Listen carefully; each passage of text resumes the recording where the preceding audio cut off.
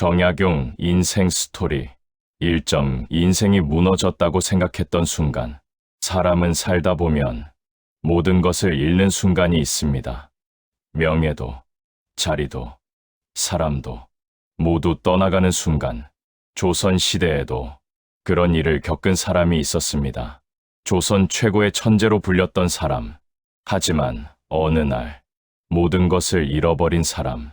그 사람이 바로 정약용입니다. 2점.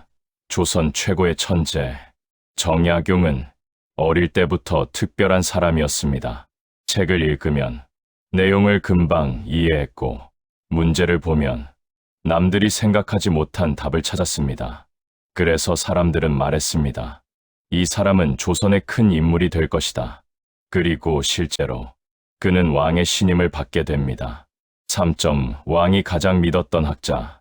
조선의 왕 정조는 정약용을 매우 아꼈습니다. 정약용의 지혜와 백성을 생각하는 마음을 높이 평가했기 때문입니다. 그래서 정약용은 나라의 중요한 일을 맡게 됩니다. 그가 만든 것 중에는 지금도 유명한 것이 있습니다. 바로 수원화성.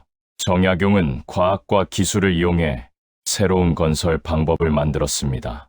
당시 사람들은 그의 능력에 놀랐습니다. 4점. 하지만 인생은 갑자기 바뀌었다. 하지만 인생은 언제나 계획대로 흘러가지 않습니다. 정조가 세상을 떠나자 정약용의 인생도 바뀌기 시작했습니다. 정치 싸움이 시작됐고, 정약용은 결국 죄인이 되어 멀리 남쪽으로 유배를 가게 됩니다. 5점. 모든 것을 잃은 시간. 정약용은 전라남도 강진으로 유배되었습니다. 그곳에서 그는 무려 18년을 보내야 했습니다. 18년. 그 시간은 한 사람의 인생을 바꾸기에 충분한 시간이었습니다. 많은 사람들은 그 자리에서 포기했을 것입니다. 하지만 정약용은 달랐습니다. 6점. 인생을 바꾼 선택. 정약용은 유배지에서 이렇게 생각했습니다. 내가 할 수 있는 것은 아직 남아있다.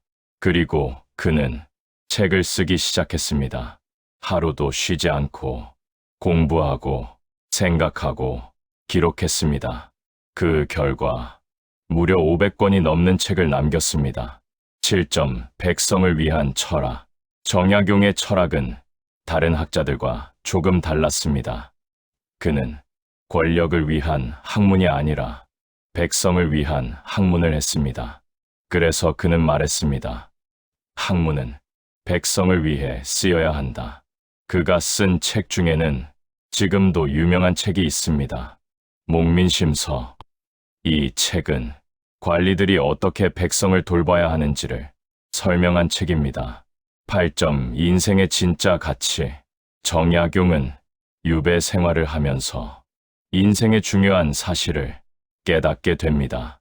사람의 가치는 높은 자리에 있을 때가 아니라 어려운 순간에 어떻게 살아가는지에 달려 있다는 것입니다. 그래서 그는 말했습니다. 사람은 자리를 잃어도 사람됨을 잃어서는 안 된다. 9점. 다시 돌아온 인생. 18년의 시간이 지나고 정약용은 유배에서 풀려났습니다. 하지만 그는 예전처럼 높은 자리에 돌아가려 하지 않았습니다. 조용히 살면서 글을 쓰고 후배들을 가르쳤습니다. 그에게 중요한 것은 권력이 아니라 올바른 삶이었기 때문입니다. 10점. 정약용이 남긴 메시지. 정약용의 삶은 한 가지를 말해줍니다. 인생은 언제든 무너질 수 있습니다. 하지만 무너진 자리에서 어떤 선택을 하느냐에 따라 인생의 가치는 완전히 달라집니다. 그래서 정약용은 말했습니다. 어려움 속에서도 사람답게 사는 것. 그것이 진짜 인생이라고. 사람은 누구나 힘든 시간을 만납니다. 하지만 중요한 것은 그 시간이 나를 무너뜨리느냐 아니면 나를 성장시키느냐입니다. 정약용은 모든 것을 잃은 자리에서 세상을 바꾸는 지혜를 남겼습니다. 그래서 우리는 지금도 그를 기억합니다. 이 영상이 당신에게 작은 위안이 되길 바랍니다.